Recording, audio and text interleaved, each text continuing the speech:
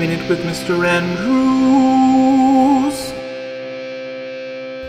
Welcome to a special edition of A Minute here with Mr. Andrews as we welcome a guest today.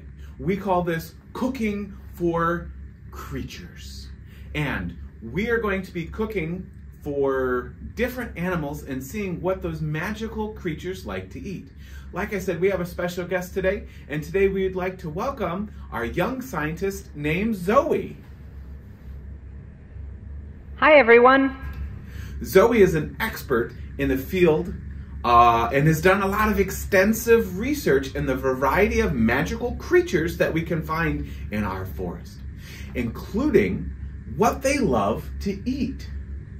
Now, we are lucky to have her expertise here today to show us what it is that these magical creatures like to eat. And maybe we'll have even a couple magical creatures come visit us. Thanks for having me. Yeah, all right, let's get beginning for our cooking show. And for our magical creature, tell us a little bit about your research and what it shows what magical creatures like to eat. I've been lucky to be able to interact with so many different kinds of magical creatures. When making food for one, it's important to know if the animal is an herbivore, an omnivore, or a carnivore. Okay, can you explain this just a little more? Sure. An herbivore only eats plants. A carnivore only eats other animals. And an omnivore eats both plants and animals. I see. It's very, very important on what it is that you feed these magical creatures. It is. You probably wouldn't have much success if you made a salad for a lion. A salad for a lion? That's ridiculous. There are all kinds of magical creatures out there. Many of them we know very little about. That's why figuring out if your magical creature is an omnivore, herbivore, or a carnivore is the first step. Yes, that makes sense. I brought a few friends in as examples. Here's my friend, a magical goat. Bonjour. A French-speaking goat? Wow. Indeed. Indeed. He's quite something. Qu'est-ce que tu as mangé? Carotte. What did he say? Carrots. He's an herbivore. But how did you figure that out? It's easy, really.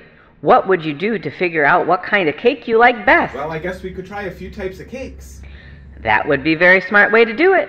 I usually prepare a few different foods for an animal to try, and then see what it likes. I see. Au revoir. Au revoir. All right, here's a different friend of mine, a silly swamp monster. Don't worry, he's quite kind. Wow. Hello? The swamp monster can't speak, but he is a great listener. Interesting. Is he a herbivore? An omnivore? Or a carnivore? He is a carnivore. But don't worry, he only eats bugs. Yuck! Does he even think they taste good? Well, it seems like he likes them. I discovered this by setting out a few different foods for him. He ignored all of them and ate an ant. Fascinating. Can you tell our viewers a little bit more about your work? There's lots more to learn in Zoe and Sassafras, Dragons and Marshmallows, a book about my experiences. Sounds like a great book. I think we should read it together. I hope you like it. Well, thanks so much for coming in and telling us and showing us a little bit about the creatures and what they eat. Our audience is very thankful that you came out today to show us that. And we just are so excited to read our book, Zoe and Sassafras, Dragons and Marshmallows. Thanks for having me. I hope you all have a great day. Don't forget to be safe, respectful, and responsible here at our school. And thank you for joining us on Cooking for Creatures with A Minute with Mr. Andrews. Thanks for watching.